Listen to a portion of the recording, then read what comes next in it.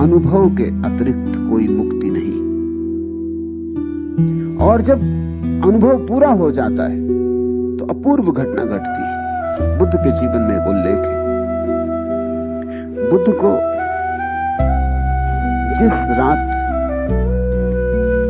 संबोधि लगी, समाधि लगी, उस रात 6 वर्ष तक अथक मेहनत करने के बाद उन्होंने सब मेहनत छोड़ दी थी। 6 वर्ष तक उन्होंने बड़ी तपस्या की, बड़ा योग साधा, शरीर को गला डाला, हड्डी हड्डी रह गए। कहते हैं पेट पीठ से लग गया, चमड़ी सूख गई, सारा जीवन रस सूख गया, सिर्फ आंखें रह गई थी।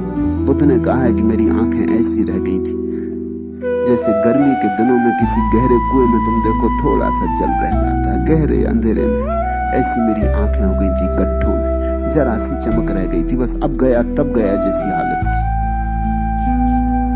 उस दिन स्नान करके निरंजना नदी से बाहर निकलते थे, इतने कमजोर हो गए थे कि निकल ना सके। एक वृक्ष की जड़ पकड़ के अपने को रोका नहीं तो निरंजना उनको बाहर ले जाए।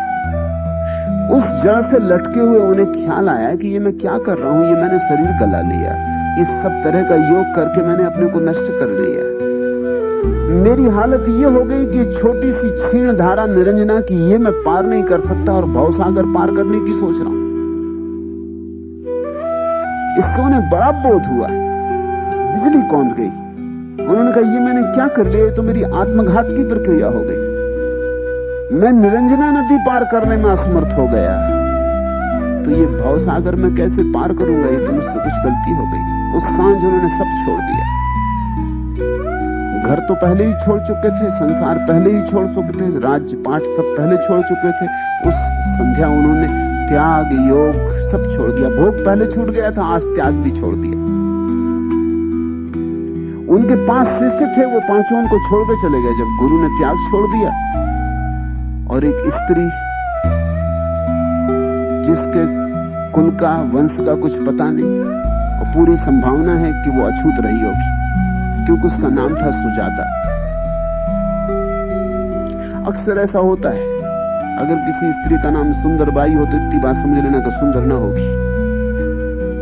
वो नाम से धोखा दे रहे हैं, जो असलियत में नहीं है, अब नाम लगा के धोखा दे रहे हैं। सुजाता का अर्थ है ठीक घर में पैदा हुई। ठीक घर में पैदा होती तो ये नाम दिए ही नहीं जाता।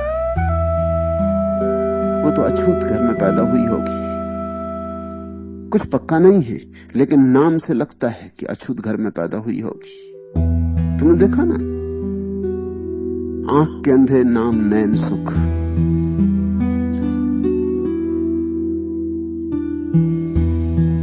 सुजाता से लगता है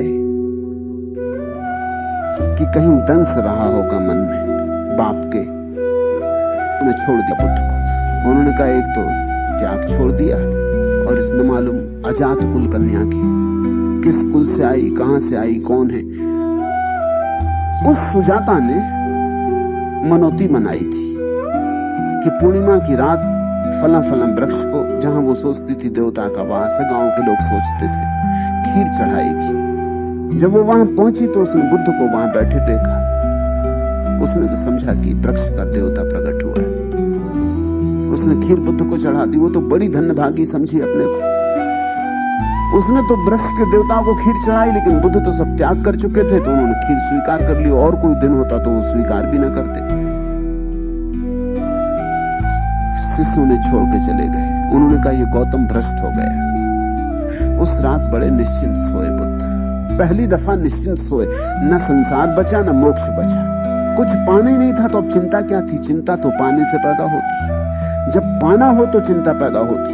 तुमने देखा ना, कभी रात अगर पाने का कुछ ख्याल पकड़ा रहा है मन में कि एक मकान खरीदना है, कि नया धंधा करना है, कि ये करना है, कि लॉटरी का नंबर कल खुलने वाला है, कुछ मन में लगा रहे, दौड़ बनी रहे तो चिंता होती। उस रात तो कोई चिंता नहीं रही, मोक्ष की भी चिंता नहीं रही, बात ही छोड़ दी। बुद्ध ने कहा ये सब फिजूल है, न यहाँ कुछ पाने को है, न वहां कुछ पाने को कुछ है ही नहीं। मैं नहा की दौड़ में परेशान हो रहा हूं, अब मैं चुपचाप सब यात्रा छोड़ देता हूं। निश्चिंत सोए। उस रात उन्होंने अपने जीवन को जीवन की धारा के साथ समर्पित कर दिया, धारा के साथ बहे। जैसे कोई आदमी तैरे ना, और नदी में हाथ पैर छोड़ दे और नदी बाहर ले चले। खूब गहरी नींद थी। सुबह आंख खुली और पाया कि समाधिस्थ हो गए। लेकिन तब जो घटना मैं तुमसे कहना चाहता हूं वो घटी। रात वो जो सुजाता मिट्टी के पात्र में, गरीब घर की लड़की रही होगी, मिट्टी के पात्रों में गरीब घर के लोग ही खाना खाते, वो मिट्टी के पात्र में खीर छोड़ गई थी। वो पात्र पड़ा था। बड़ी मीठी कथा है। बुद्ध ने वो पात्र उठाया, वो निरंजना में गए नदी के किनारे।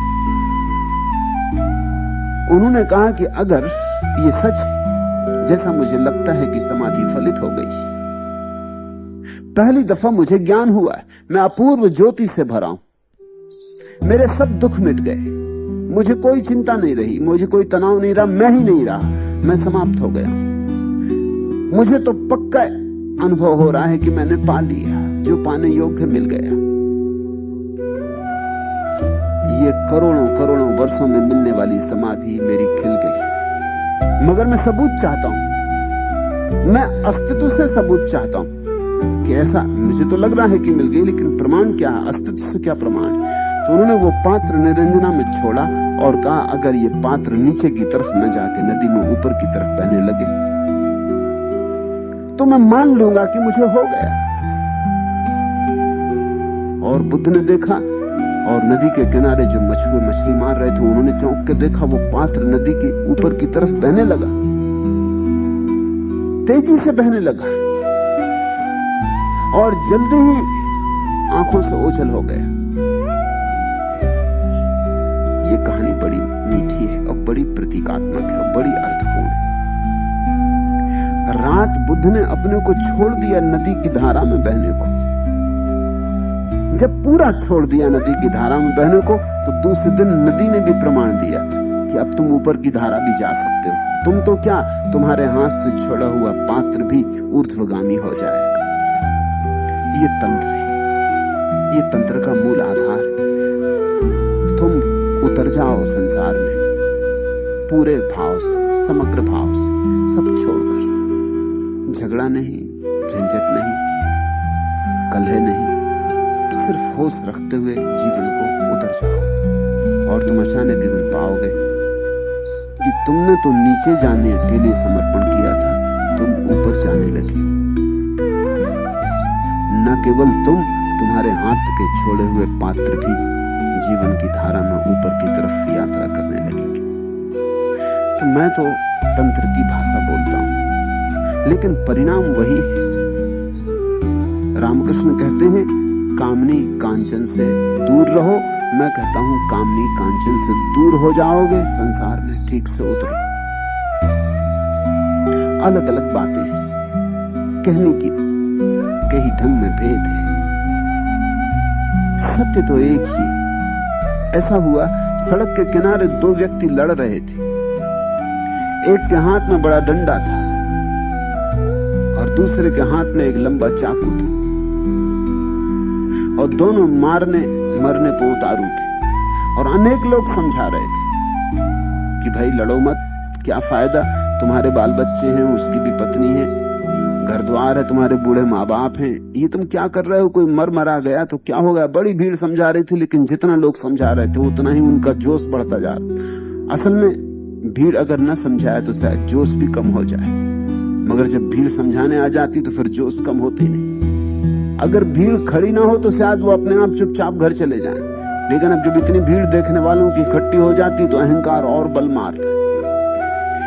तभी एक आदमी अचानक भीड़ में से बाहर आया और उसने दोनों आदमियों के हाथ में एक पर्चा दिया और पर्चा देकर वो तो भीड़ में नदारद भी हो गया। उन दोनों ने एक साथ पर्चा पढ़ा। पर्चे पे लिखा था, भाइयों, मेरे दवाखाने में गहरे से गहरे जख्म की मरहम पट्टी का सुंदर प्रबंध, और मेरा दवाखाना यहां से चंद कदमों की दूर है, जरूरत हो तो चले आना। लेकिन उसका ये पर्चा पढ़ते ही दोनों शांत हो गए। कुछ अपूर्व घटना घटी। दोनों ने सोचा हुआ ये भी हद हो गई, हमारी यहां जान जोखिम में है, कोई अपने दवाखाने का विज्ञापन कर रहा है। उन दोनों ने पर्चे गिरा दिए और अपने अपने रास्ते घर चले गए वापस। समझाने वालों से ना समझे, लेकिन इस आदमी के दवाखाने के पर्चे ने काम कर दी। जब मैं तुमसे कहता हूं कि संसार में जाओ, तो मैं ये थोड़ी कह रहा हूं कि संसार में कुछ है। मैं तुमसे ये कह रहा हूं खूब घाव मिलेंगे, खूब दुख भोगना पड़े, लेकिन जब तक तुम संसार का दुख न भोगोगे तब तक तुम संसार से मुक्त नहीं हो सकते। संसार का दुख भोग कर ही तो तुम्हें समझ में आएगा कि व्यर्थ है ये दौड़, यहां कुछ भी पाने योग्य नहीं। अन्यथा कैसे समझ में आएगा? मेरे कहने से अगर तुम समझते होते तब तो बात बड़ी सुगम हो जाती, लेकिन तब सत्य उधार मिलता। अच्छा ही है कि तुम्हें दूसरे की बात समझ में नहीं आती, नहीं तो बुद्ध पुरुष तो सदा हुए और सदा कहते रहे कि संसार में कुछ भी नहीं, फिर भी तुम जाते हो। तुम्हें लगता है कुछ है, तो असली सवाल यह है कि तुम्हें कैसे लगे कि कुछ नहीं। मेरे कहने से कैसे लगेगा? रामकृष्ण कहते रहे इससे कैसे लगेगा? और रामकृष्ण ठीक ही कहते कि कुछ भी नहीं है भाई। रामकृष्ण ने देखा है, लेकिन तुमने अभी देखा नहीं। और कानों सुनी सो झूठ सब, आंखों देखी सांच। अब रामकृष्ण कहते हैं पता नहीं क्या मामला है, दिमाग भी खराब हो सकता है, कुछ धोखाधड़ी कर रहे हैं, कुछ इनका मतलब हो, कौन जाने। या न धोखाधड़ी करते हो, न पागल हो, भ्रम में पड़ गए हो। सारा संसार तो जा रहा है कामनी कांचन की तरफ। ये एक सज्जन खड़े कह रहे हैं कि सावधान, कामनी कांचन की तरफ मत जाना। ये अपवाद मालूम होते, इतनी बड़ी भीड़ की माने कि इनकी माने। और जहां इतने लोग चले जा रहे हैं, बुद्धिमान बुद्धू सब जा रहे हैं, वहां एक आदमी भीड़ के बाहर खड़े होकर चिल्ला रहा है। ये तो नकार खाने में तूती की आवाज। मैं तुमसे ये नहीं कहता, मैं कहता हूं जरा तेजी से दौड़ो, जिंदगी को जल्दी देख लो। कहीं ऐसा ना हो कि जिंदगी देखते देखते मौत आ जाए। इतनी जल्दी देख लो जिंदगी को, उतना अच्छा। जितने पहले तुम जिंदगी में देख कर थक जाओ, अनुभव तुम्हें दिखा दे कि यहां कुछ भी नहीं, ये मृग मरीचिका है, तो तुम मुक्त हो जाओ।